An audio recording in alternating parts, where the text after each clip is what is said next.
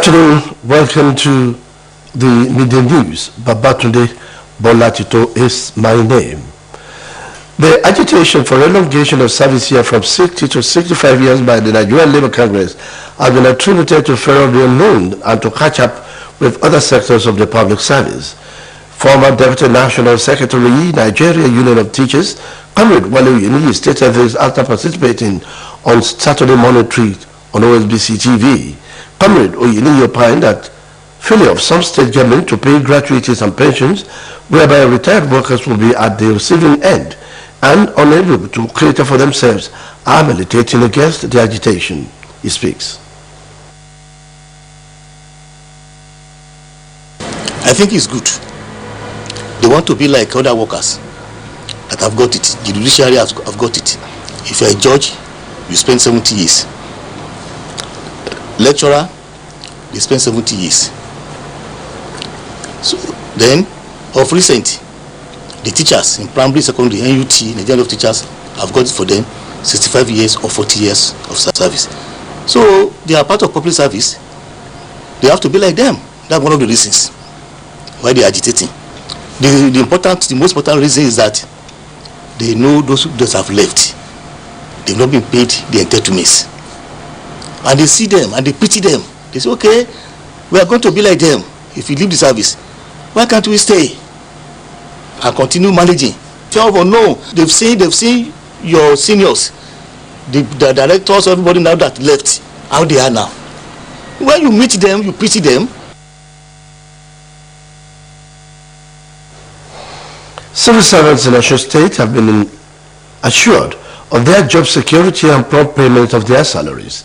Senior Special Assistant to Osun State Governor Media, Mr. Oladele Olabamiji, gave the assurances while speaking on an sensitization program in Moleayo, which promotes the activities of Governor Ademola Adeleke's administration on OSBC radio and television channels.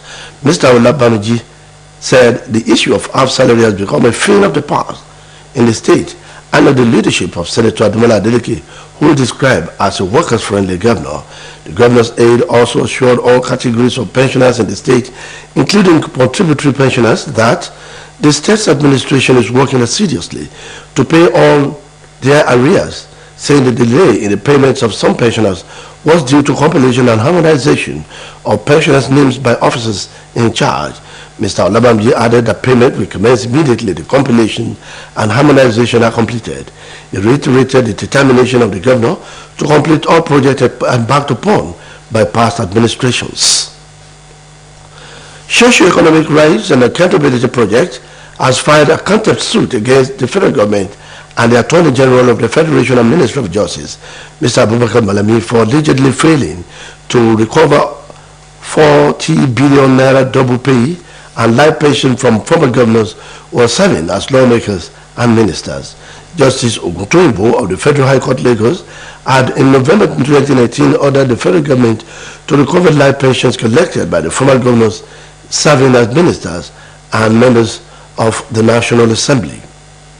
Justice Oguntoyinbo also directed Mr. Malami to challenge the legality of state life pension laws permitting former governors and other ex-public officials to collect such pensions.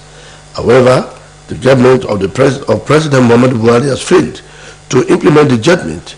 Justice Oguntoyinbo, who last month retired from the bench, expressed regret during a valedictory court session held in her honor that the judgment has not been implemented. The third batch of 132 stranded Nigerian nationals evacuated from the war-prone Sudan have arrived at Nnamdi Azikiwe International Airport, Abuja.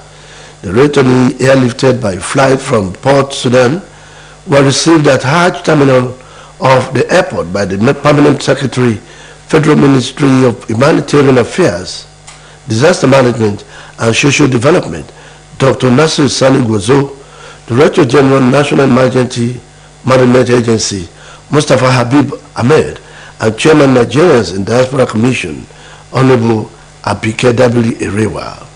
While addressing the returnees, Dr. Sani Gwazo disclosed that more aircraft will go. Limitations has not been the ability to send aircraft, but the fact that light-body aircraft cannot go to Port Sudan at the moment except smaller ones. In his remarks, NEMA Director General Mustafa Habib Ahmed argued that the decision to prioritize the rehabilitation of women, children and the sick is deliberate, adding that about 800 students will be airlifted from Aswan tomorrow. And now to sports stories. Former heavyweight champion Anthony Joshua has been tipped to earn £30 million from the potential December tournament in Saudi Arabia, also involving Tyson Fury, Alexander Usyk and Deontay Wilder. According to report, the purses of the Saudi Arabia planned heavyweight mega event could amount to £200 million. Last month, the Saudis were eyeing the possibility of staging the Tyson Fury versus Alexander Usyk and Anthony Joshua versus Deontay Wilder's same night in December. This has since been confirmed as true by representatives of Usyk, Anthony Joshua and Deontay Wilder, while Eddie Hearn even flying out to the Middle Eastern nation last weekend for advanced talks.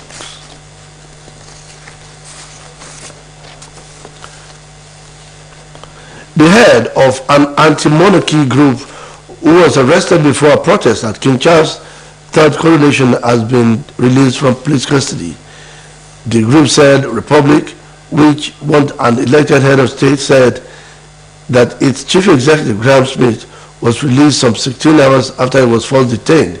The person was one of those more than 50 people held using new powers to rush into law by the UK government to crack down on protests by direct action groups.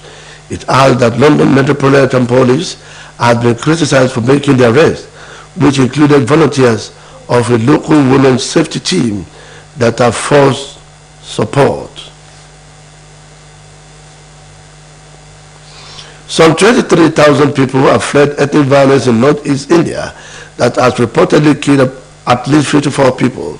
The army said the unrest in Manipur state erupted after a protest march by a tribal group last week sparked clashes with vehicles and houses set on fire and authorities firing tear gas. The military has deployed thousands of troops to the state bordering Myanmar, issued shoot-at-sight orders in extreme cases, imposed curfews and cut the internet. The army said no weapon flared up were reported overnight, that a curfew was lifted between 7 and 10 a.m. in Chotramanpur district, one of the main flashpoint areas. Authorities have not given an official death toll, but hospital morgues in the state capital Imphal and Chochanpur have reported a combined total of 54 dead.